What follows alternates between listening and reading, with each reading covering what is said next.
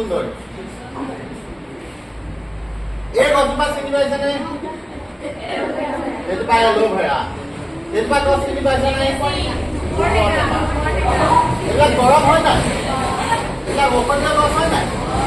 এইবোৰ চব ঔষধীয় গছ আমাৰ চাৰিওকাষে এইজোপা চিনি পাইছেনে এইজোপা হৈ গ'ল মানিমুনি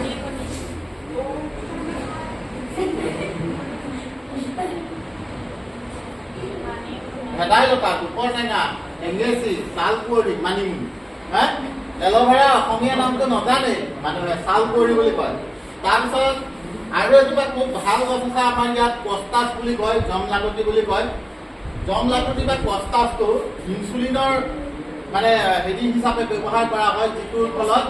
মানে মানুহৰ চুগাৰ কণ্ট্ৰল হ'ব পাৰে গম পাইছে নাই গতিকে এনেকুৱা বিভিন্ন এইজোপা পনৌনৌৱা য'ত ত'ত গজে পনৌনৌৱা জণ্ডিছ লিভাৰ অসুখৰ বাবে মহৌষধ হা গতিকে এনেকুৱা বিভিন্ন ধৰণৰ গছ আমাৰ চাৰিওকাষে আমি দেখা পাওঁ এই